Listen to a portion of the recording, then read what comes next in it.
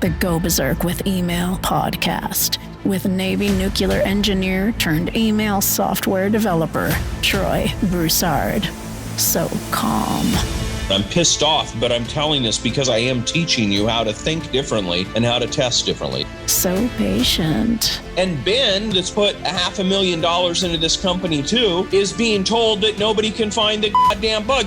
So charitable. I'm going to start paying bounties every time somebody finds a bug. We're going to deduct $10 for that week. So trusting. Do not assume that anything works. Assume that nothing works. And so sweet, it makes sugar taste just like salt. I want to play into the sexiness of marketing automation, but I also want to slap the complexity of it. The Go Berserk with Email podcast begins now.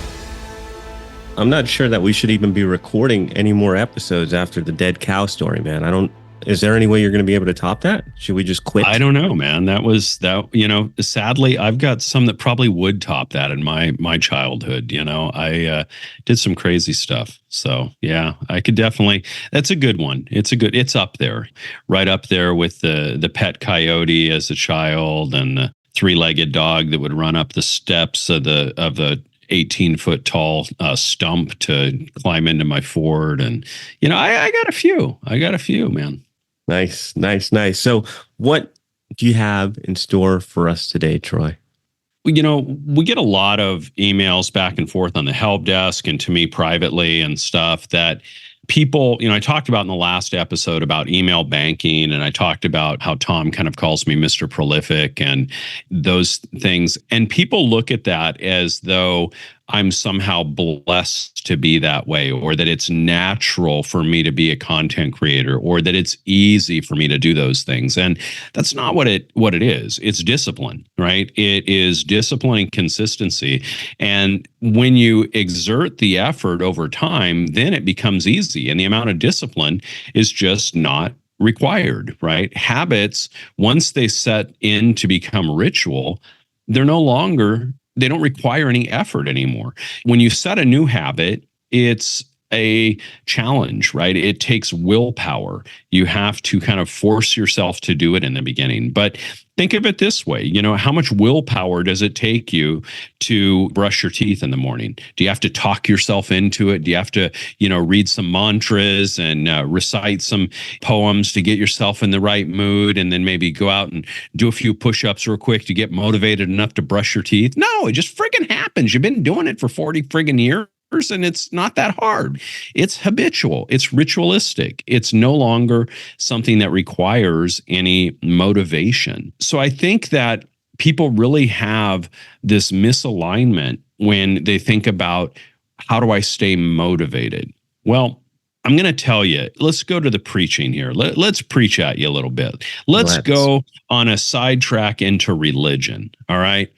How much motivation do you think Jesus needed to go out and do a sermon or preach and gather the crowds? It was who he was. That was his calling, right? Whether you believe in him or not, I'm not going there. I'm just using an example, okay? But he created disciples, people that followed after him and took his message and proliferated it through the world, based on his passion, based on his calling. He didn't need to be motivated to do it. And so when people ask me, like, how do you stay motivated? I think it's the wrong damn question. I think it's, how do you choose a business that you are naturally and abundantly motivated at? We have this joke where it's become to the point where between Ben Settle and I, where on Marco Poli's, like, his response now is like, of course you did. Because we have this joke about me selling options, and that everybody I talk to ends up becoming a client. I've sold my banker. I've sold my banker's daughter. I went and hung out with Matt Fury and his whole family bought in. And then, like, everybody I talk to joins up with my options programs because I'm so passionate about it. And I told him the other day that, it was a few months back when I sold my Suburban, and I sold it to a guy. Next thing you know, him and his son were coming into the options program, right? Wow. Like, when I went to sell the thing, I went out the other day, and I went to Charles Schwab, and my broker wants to buy into the program. He's like, dude, I've never seen anybody having that kind of consistency and success. What are you doing? Like, how do I get into this? And this is my broker. This is who I go to advice for brokerages, right? So the funny part of it is, like, how much motivation do I need to write about any of that? I naturally do it because it is who I am. It's what I do. It's what I'm passionate about. It's what I believe in. And to not write about it, to not talk about it, to not sell it would be painful. Right. So when I send people to go to lowstressoptions.com and check out my thing, like, that doesn't take any effort for me. It's who I am. It's what I do every single week. It's how I inspire and uplift entrepreneurs and business owners to create their own independent retirement and wealth outside of what they're doing. Hell, my 8-year-old son, he's 9 now, but he's been an options trader since 8 years old. All right. I'm so passionate about it. I pay him a salary. I pay taxes. I file a tax return. I give him taxable income. And then we set up a Roth IRA and I transfer it all into the Roth. And then I trade it for him in his account. I mean, he'll have a better retirement account by the time he's 18 than most 50 or 60-year-olds have today. And it's because of my motivation, my alignment with what I'm doing. I don't need to be motivated. I have that inherently. I have a passion for what I'm doing. So when I get this question, it's a hard question for me to answer because I just don't even get the question. Like, really? You need to be motivated? I've never understood that. I've never understood accountability coaching. I've never understood motivational coaching. Like, seriously, if you need somebody to tell you to get to work, you need to do something else, man. Like, clearly you're not passionate about what you're doing. If you need to be held accountable to doing it, do you need an accountability coach to brush your teeth? Do you need an accountability coach to take a shower every day? Well, maybe if you're French. Maybe if you're French. I mean, they do for like once a week, so maybe the French need some motivation. And hey, before you backlash me, my last name is French, okay? I'm just joking. All right. But I just don't get it when people say, how do I stay motivated? If making money doesn't motivate you, if preaching to your passion doesn't motivate you, if serving the needs of people in a niche that you can help empower them and change their lives, and if that doesn't motivate you, then I don't really know what to tell you. I think that my response would be, well, maybe you're in the wrong business. Maybe you're in the wrong niche. Maybe you need to reconsider what it is you're doing if you're having that much difficulty writing email about it. Now, of course, you can go back and listen to the previous episode where we talked about email banking. That is some tactical advice to how to make it easier. Okay, that certainly will make it easier by understanding the distinction between idea generation and content creation and separating those. That will really help you. So if you didn't listen to that episode, go check it out on email banking. But at the end of the day, you've got to have your own internal compass that drives you forward. And if you struggle for this consistently, if you've switched from different ideas and still struggle with this over and over and over again, then I don't want to be rude, but maybe the whole entrepreneurial thing just isn't for you. And that's okay. That's okay, right? It's totally okay. It doesn't have to be for everybody. A lot of people need that structure of a job, and that's totally fine. But nobody is going to tell you to go do A, B, C when you're an entrepreneur. You have to have that inward motivation and desire to move forward with it. And quite honestly, this is such a powerful concept that I put it in the very first book I wrote of my Memoirs of Mastery series, and I give it away for free on my website. So if you'd like to get help with this, just go to troybroussard.com. And if you opt in there, you'll have to confirm your opt-in. So if that wigs you out, then just bark at the moon. And then you're going to actually have to download my app. Oh, the hell of it. Oh my gosh. I've got to do 2 things now. Yes, you do. You got to download the app. And then once you're in the app, you can get a free copy of that first issue of Memoirs, which is all about, the title is The Delightful Torment of Painful Clarity. And if you don't have painful clarity about what it is that you do and sell and who you are, if you're not just completely painfully clear, then you will struggle.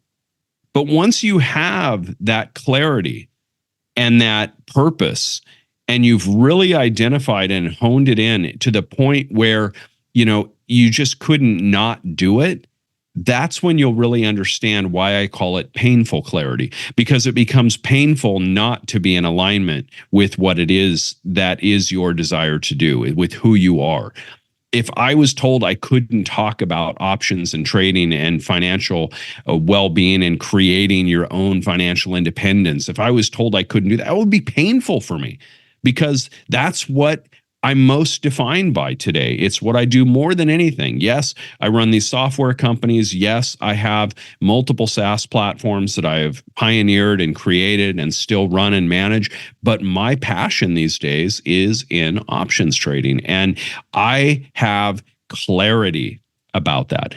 Nobody has to tell me to write an email for that. I write several a day, several posts a day, and sell to everybody on the street. My chiropractors have joined. My, Jonathan, I was going to have to shut down the podcast if he didn't join, but fortunately he's in there now too. So you'll be thankful for that, because we still have the podcast. Had to twist his head, had to shave his head a little bit. He's sporting the same hairdo as I have these days. So it's pretty impressive. But that's the way I look at it, Jonathan. Man, it's got to come from painful clarity. And when you have that first, everything else, that's the lead domino. Everything else just falls in alignment. And that's why I wrote that book as the very first book in that Memoirs of Mastery series, right? It was the very first book for that reason, because you've got to have clarity.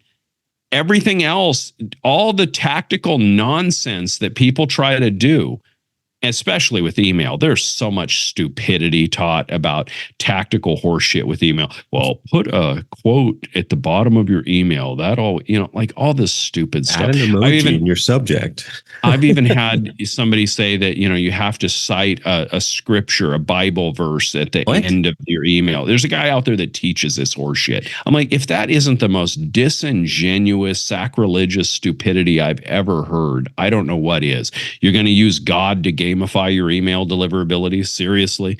Just the stupidity that's taught on this tactical approach to solving strategic problems. You don't solve strategic problems with tactical nonsense. You have to strategically be in alignment, and then everything will flow from that. We talked about writing emails being a process of staying within flow and not being in a process of forced effort.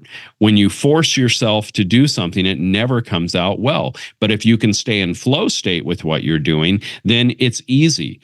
And you don't have to get motivated. The content just flows out of you. And the way to do that is to be aligned with your purpose and what you're writing about in the first place. That's where the painful clarity comes in. So, Jonathan, that's about, that's like the Forrest Gump quote. And that's all I've got to say about that. I don't know what else to say there. It's gotta come from within. I think it's powerful, very powerful when you reframe it that way. I don't know that I've heard anybody say it that way, but if you need motivation, you're doing the wrong thing. Because I've never struggled with motivation. I'm like, motivational videos, motivational what? What motivates me is what I'm doing. And so I think that was really a powerfully clear moment that you guys. Yeah, but I pissed off a whole couple of industries of coaches. The accountability coaches and the motivational. That's the funniest. They just all unsubscribe from the podcast right now. But look, I think we spend so much time in society today trying to treat symptoms instead of actually cure problems. I don't believe in depression. I don't believe in anxiety. I don't believe in procrastination. I'm not saying they don't exist. I'm saying I don't believe in them. Because if you are in this state of procrastination, it really means that you have a lack of clarity. If you have clarity on something that you're doing, you're not going to procrastinate.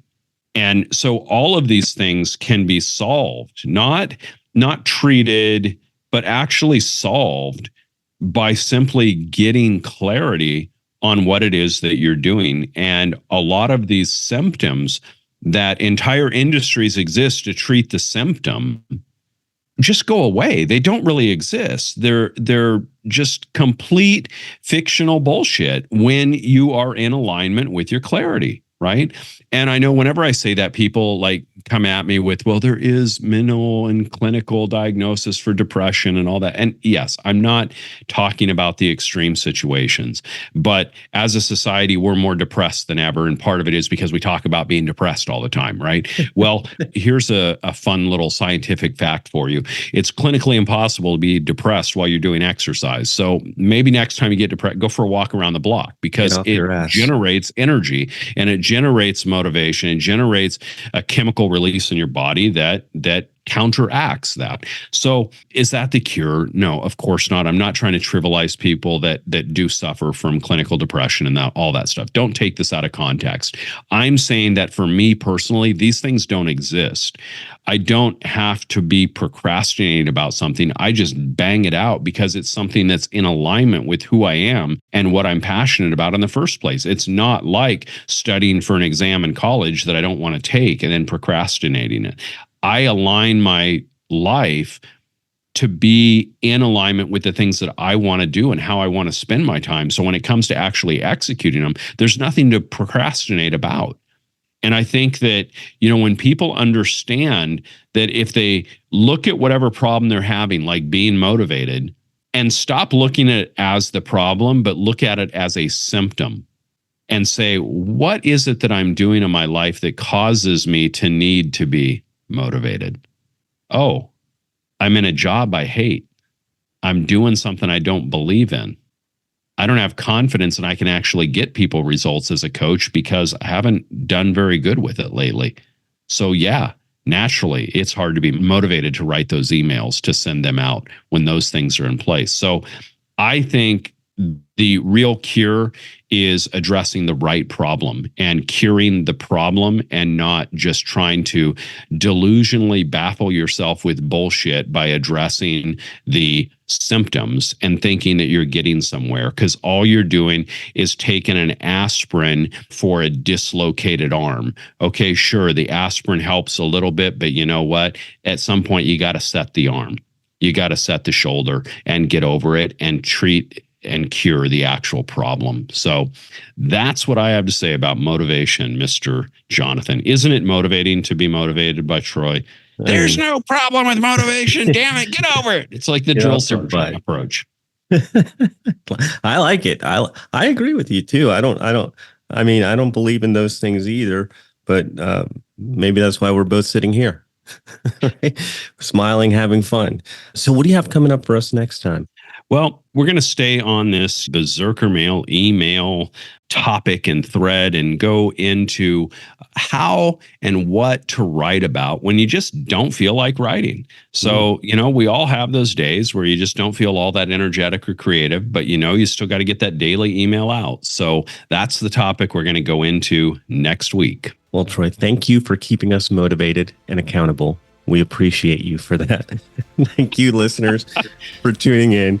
Another Go Berserk with Email show is in the can. We will be back in your earbuds next time. Get to it. Get to work. To get a free Berserker Mail test drive with no credit card required, go to startmytestdrive.com. From there, you can play around inside the platform without pressure. Load up emails and campaigns to see how simple the interface is, and get comfy with everything before deciding to join. That's startmytestdrive.com. This is thepodcastfactory.com.